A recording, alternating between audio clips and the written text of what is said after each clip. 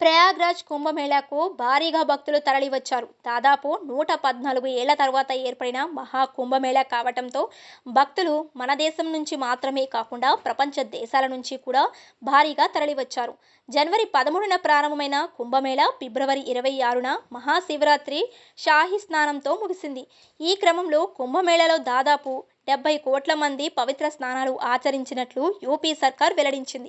అంతేకాకుండా కుంభమేళాలో పుణ్యస్నానం చేసేందుకు బస్సులు, విమానాలు, రైళ్లు, ప్రత్యేక వాహనాలలో భక్తులు తరలివచ్చారు. యూపీ సర్కార్ సైతం కుంభమేళాకు వెళ్లే భక్తులకు ఎక్కడ కూడా ఇబ్బందులు తలెత్తకుండా కట్టుదిట్టమైన చర్యలు చేసింది. అంతేకాకుండా కుంభమేళాలో ఒకవైపు రాజకీయ నాయకులతో పాటు సెలబ్రిటీలు సైతం భారీగా తరలివచ్చారు.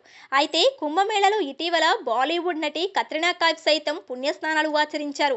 ఆమె వీడియోలు, ఫోటోలు వైరల్ అయ్యాయి. కొంతమంది కత్రినా స్నానం చేస్తుండగా వీడియోలు తీసి సోషల్ మీడియాలో షేర్ చేశారు.